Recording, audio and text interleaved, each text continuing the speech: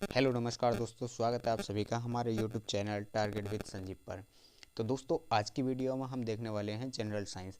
आप सभी को बता दें कि ये जो वीडियो है हमारी, ये सभी उन परीक्षाओं के लिए उपयोगी होने वाली है जिसमें क्या है, जनरल साइंस पूछी जाती है। जैसे कि हमारा यूपी टेट है, एसएससी है, जीडी एसएससी जीडी है, यूपीएससी है। इन सभी परीक्षाओं में क्या है, जनरल साइंस पूछी जाती है। तो वहाँ पर क्या है, ये सभी के लिए मोस्ट होने वाली है। ठीक है, चलिएगा बातों को ना करते हुए हम अपनी वीडियो के कंटेंट पर आते हैं और देखते हैं पहला क्वेश्चन क्या है। तो हमसे पहला क्वेश्चन कह रहा है फ्रेंड्स, जो डायनामाइड है, डायनामाइड का प्रमुख अवयव जो होता है, यानी कि प्रमुख घटक क्या होता है इसका, तो नाइट्रोग्लिसरीन इसका प्रमुख घटक होता है। ठीक है, तो इसका प्रमुख घटक क्या होता है फ्रेंड्स, नाइट्रोग्लिसरीन इसका प्रमुख घटक होता है। आगे कह रहा है जो पर्णहरिम होता है, यानी कि क्लोरोफिल होता है, क्लोरोफिल में उपस्थित मुख्य धातु क्या है हमारी, तो जो इसकी मुख्य धातु होती है हमारी, इसकी मुख्य धातु होती है मैग्नीशियम। क्या होती है मुख्य धातु, मैग्नीशियम होती है। अगला कह रहा है कि जो कोबाल्ट 16 होता है उत्सर्जित करता है, किसे उत्सर्जित करता है, तो ये गामा किरणों को उत्सर्जित करता है। और फ्रेंड्स साथ के साथ में हम बताते चलें कि जो कोबाल्ट 16 होता है ये कैंसर के उपचार के लिए क्या होता है, उपयोगी होता है। कैंसर का उपचार करा जाता है कोबाल्ट 16 से।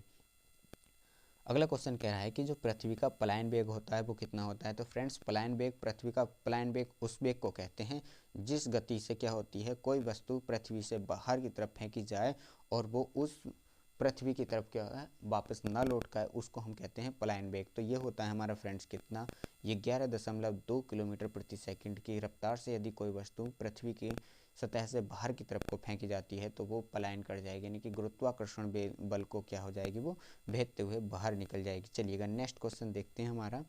तो उसी को क्या कहते हैं, पलायन वेग कहते हैं।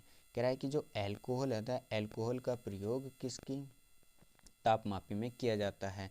ठीक है, तो कह रहा है -40 डिग्री से नीचे के जो तापमापी होते हैं उनमें उनका प्रयोग किया जाता है। ठीक है, कह रहा है किसी वस्तु किसी पदार्थ को क्या है गर्म करने पर क्या प्रभाव पड़ता है, तो देखिएगा उसका क्या हो जाता है, आयतन बढ़ जाता है और द्रव्यमान क्या हो जाता है, नियत रहता है। ठीक है, यानी कि किसी पदार्थ को हम यदि गर्म करेंगे तो उसका आयतन क्या हो जाएगा, बढ़ जाएगा, और जबकि उसका जो द्रव्यमान होता है वो उतने का उतना ही रहेगा।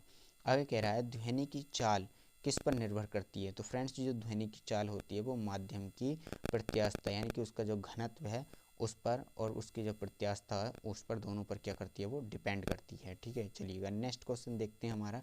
नेक्स्ट क्वेश्चन कह रहा है सबसे अधिक ध्वनि की जो चाल होती है वो माध्यम के किस अवस्था में होती है, यानी कि कौन सी अवस्था है जिसमें क्या ध्वनि की चाल सबसे अधिक होती है, तो सबसे अधिक किस में होती है फ्रेंड्स, ठोस में सबसे अधिक होती है, उसके बाद द्रव में होती है, फिर किस में होती है, हमारी गैसों में होती है किसकी, ध्वनि की चाल। कह रहा है कि जो सामान्य आँख है, आँख के लिए ये दूरी बिंदु है वो कितना होता है, तो सामान्य आँख के लिए जो दूरतम बिंदु होता है वो अनंत होता है। यदि वहीं पर निकटतम बिंदु की बात करें तो वो कितना होता है, 25 सेंटीमीटर निकटतम बिंदु होता है। ठीक है, आगे हम बात करते हैं। कह रहा है कि जो प्रकाश का सबसे अच्छा परावर्तक किसके द्वारा माना जाता है, तो सबसे अच्छा जो परावर्तक होता है वो होता है समतल दर्पण के द्वारा। किसके होता है, समतल दर्पण के द्वारा सबसे अच्छा परावर्तक होता है। ठीक, चलिएगा नेक्स्ट क्वेश्चन है हमारा।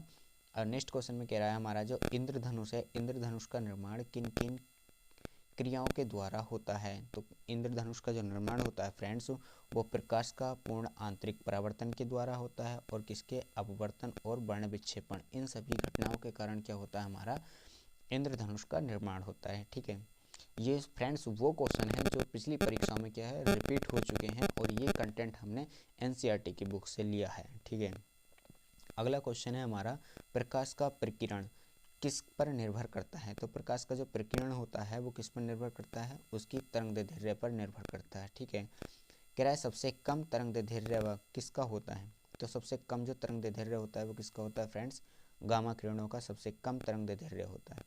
कह रहा है निकट दृष्टि दोष का कारण है। अब बताइएगा जो निकट दृष्टि दोष होता है वो किसका कारण होता है, किस कारण होता है फ्रेंड्स, जो नेत्र का लेंस होता है वो मोटा होता है और उसकी फोकस दूरी क्या हो जाती है, कम हो जाती है, इस कारण क्या हो जाता है, हमें निकट दृष्टि दोष हो जाता है। ठीक है, नेक्स्ट है हमारा, कह रहा है कि जो अर्धचालक है, अर्धचालक पर ताप का क्या प्रभाव पड़ता है, बताइएगा जब अर्धचालक होता है उस पर ताप का प्रभाव क्या पड़ता है, ताप बढ़ने पर क्या हो जाती है, चालकता बढ़ती है, और उसकी क्या है, घटने पर क्या हो जाती है, घट जाती है।